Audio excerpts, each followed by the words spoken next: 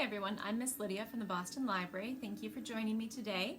Our craft project for today is going to be a CD mosaic. So the supplies that I have on hand are a frame.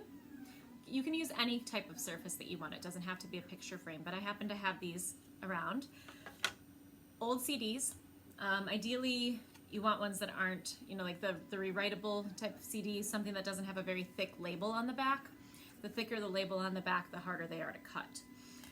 You're going to need a good pair of scissors, some Mod Podge, some glue, and maybe a paintbrush to spread your Mod Podge with.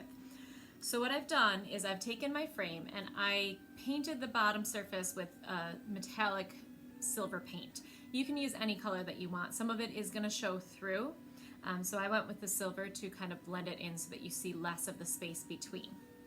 And then what I'm going to do is I'm going to cut a bunch of random shapes out of my CD.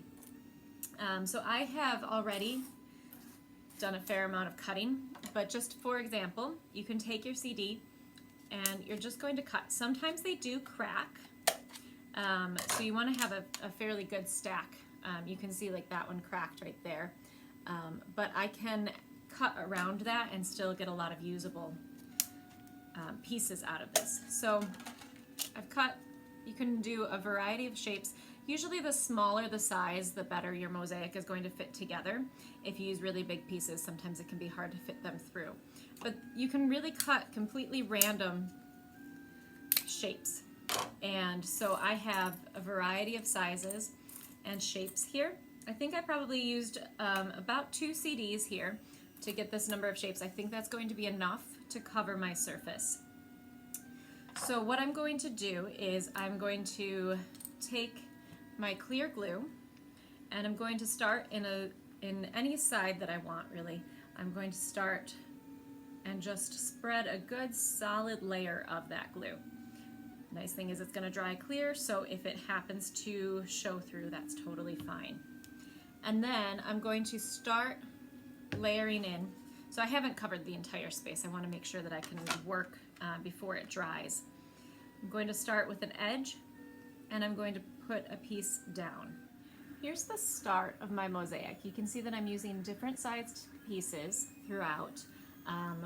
I've cut a few of them, so if I end up with a shape that I can't find a piece that will fit in, I can cut a piece to that. My recommendation would be that if you are cutting small pieces like this, you might want to wear eye protection because they do have a tendency to fly. So just be careful with that. The other thing that you want to watch is that some of these edges are sharp, so be careful that you don't stick them into your fingers. So you do want to be careful with these pieces, but you can see how this is starting to lay out. I'm going to just basically continue working my way all the way around. So a lot of it depends on how particular you are, how tightly you want your pieces to fit together.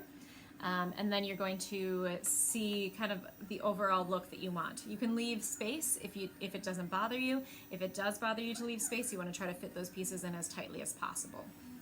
This is my finished product. So you can see I've spent a fair amount of time placing each individual piece and kind of shaping them. So I did end up cutting quite a bit of it after I had gotten my random pieces in order to fit them in together. You'll notice a few of them, sometimes the backing comes off and you end up with just a clear piece. So those I've just kind of set aside. As a tip, in general, in order for them to fit together better, I've been cutting off the clear edge that's right around the edge of the CD. So you can see I have my little remnants of that over here. And I'm also not using that clear center area. Certain CDs will crack a little bit more than others. I was lucky that the first 2 that I cut up didn't really crack much, but then you can see a little bit on this one I was starting to have that issue. You can usually, if you're pretty decisive with the cuts, you can get around that and then just discard the pieces that get too cracked. Now you can go ahead and coat this. I realized about halfway through my project that all I have for Mod Podge is a matte finish, which is going to take away the shine. And I don't really want to do that because part of the fun of this frame is that it's sparkly. So I'm going to actually just leave it like this. Since it's not something that I'm handling very often, it should be fine. It's not like I'm going to be touching the sharp edges. So that it should be fine just like this, but I might end up spraying a clear coat on top of it too, just as another protective measure. but I am going to make sure that that's a gloss cover. If you have any questions, let me know and comment below, and I hope you enjoyed this project. Join me again next week for another one.